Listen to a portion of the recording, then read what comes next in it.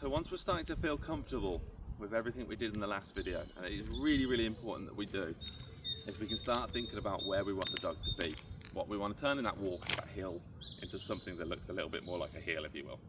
And that's teaching the dog at our side. Now, there's no correct side, left or right, whatever is your preference. I'm right-handed, but I prefer the dog to be on my left. Couldn't tell you why, it's just what I started with and I've continued with. I actually find it a little bit gammy to now go to the right side, so just something I've practiced at, and that kind of goes back to this idea that practice is really key. So what we do is we start with our normal comfortable backwards walking, and then essentially I like to start introducing the dog to the hip. And what that means is in my backwards movement, as I'm going, I'm then kind of going, oh, look at this area here, and I can kind of change it and keep it really fluid, and if I feel the dog struggling, I can flip back to that backwards walking. And that's really, really key, is that we're sort of super flexible with it, sort of watching the dog in front of us and going, what does that dog need me to do to stay engaged with me? Because that's all we're trying to establish here, is a continued engagement. So let's have a little look at it with OP. OP, where you gone?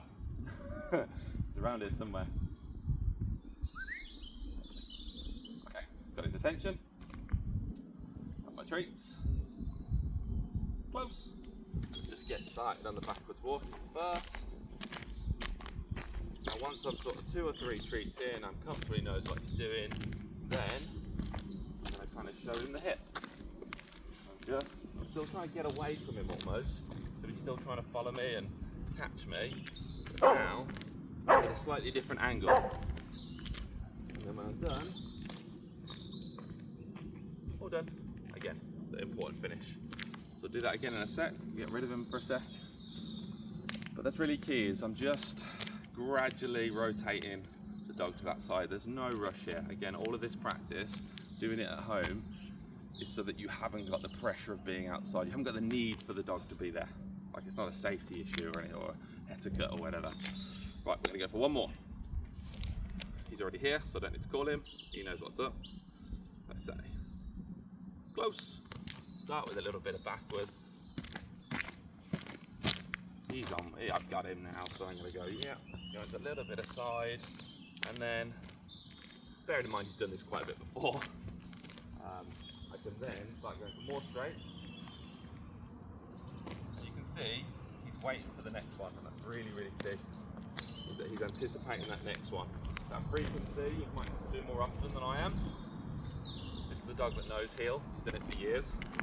And I am trying to, as best as I can, feed at that head height, because I want him relaxed. I don't want him jumping for this treat, so I always go down to his level.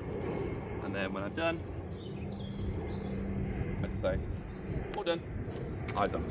So those are your next steps, and it's just about building that up. And then once that starts to feel good, I would then start thinking, right, where's a quiet place on my walks, or a car park, or somewhere that I can take my dog where we can really focus it. And the important thing is, we're going nowhere.